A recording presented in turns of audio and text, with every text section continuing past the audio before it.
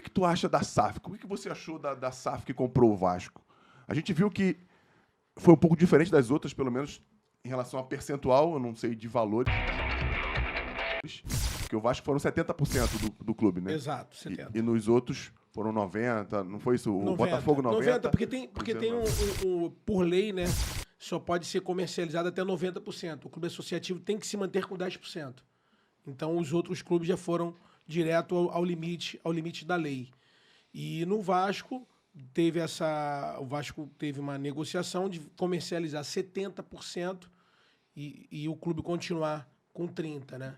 Sobrando ainda ali uma margem de 20%, que pode ser renegociada, pode ser vendida, pode ser, não sei o que a atual diretoria pretende fazer. Mas eu, na figura como um agente político, como um candidato a presidente do clube, como presidenciável, né? Eu pretendo não comercializar mais nenhum percentual do Vasco e procurar entender bem o que foi negociado, se o que foi negociado está sendo cumprido, se o que foi prometido está no contrato, entendeu? Eu pretendo realmente...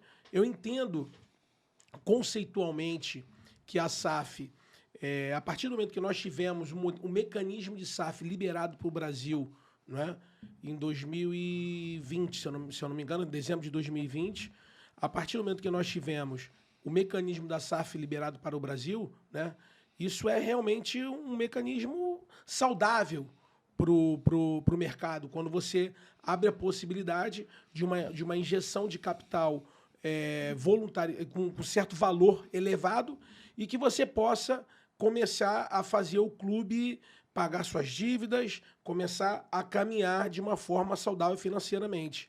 Porém, eu acho que as coisas devem ser mais transparentes, mais democráticas, onde as pessoas possam entender o que foi negociado. Eu, como conselheiro, por exemplo, eu não sei as cláusulas do contrato, o que foi negociado, o que foi prometido.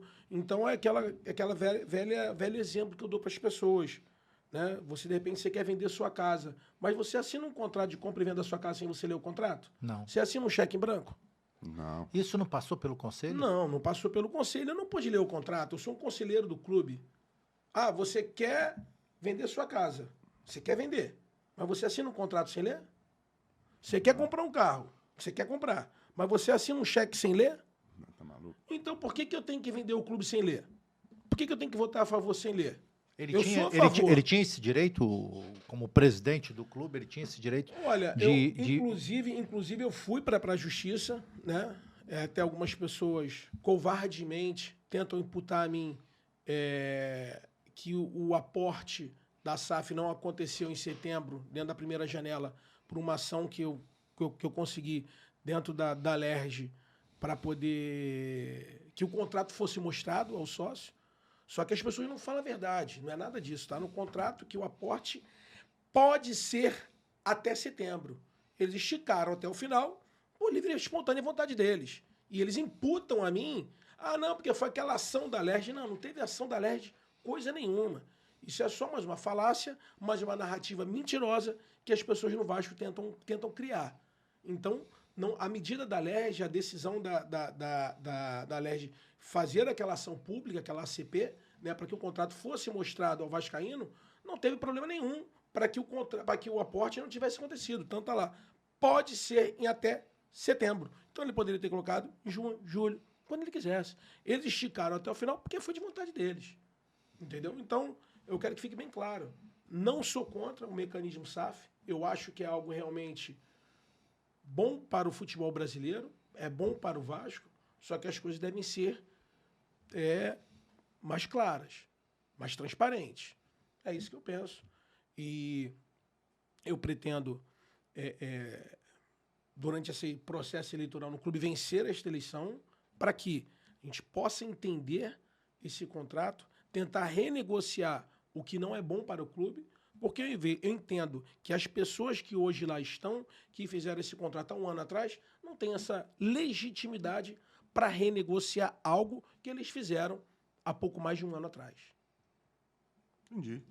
O que você acha, já que você falou de renegociação, antes você falou que houve uma ação da LERJ. Essa ação teve êxito? Vocês conseguiram ver o contrato ou não? Nós conseguimos até no primeiro momento, não é?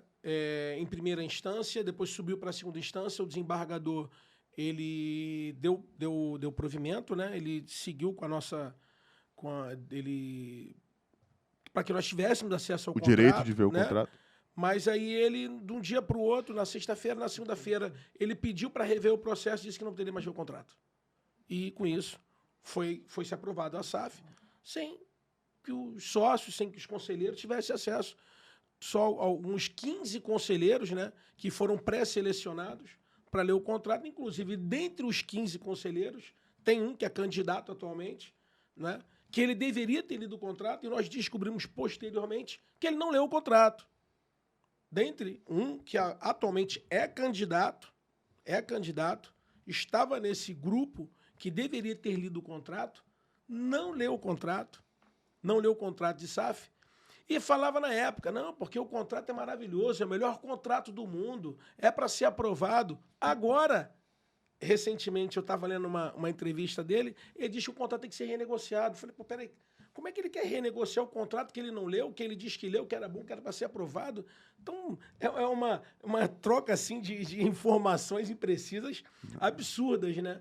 E assim o Vasco está sendo gerido ao longo desses últimos 3 anos, uma gestão que rebaixou o clube, né? Eu entendo que é a pior gestão da história do Vasco da Gama, rebaixou o Vasco, manteve o Vasco na Série B um ano, subiu no segundo ano, assim que o Vasco subiu, foi expulso da Série B, né? O Vasco não subiu. A Série B que expulsou o Vasco. Né? O Vasco subiu e no terceiro ano está brigando pelo rebaixamento de novo. Quer dizer, acho que o Vasco nem conseguiu sair da zona de rebaixamento. Essa é a gestão atual. Então, acho que eles, em 3 anos de gestão, não conseguiram entregar nada para o clube. E cabe a nós da oposição, né, que a gente possa realmente nos organizarmos para poder disputar essa eleição de uma forma forte e vencer para tirar o Vasco da posição que está, que tanto incomoda todos os vascaínos. Verdade.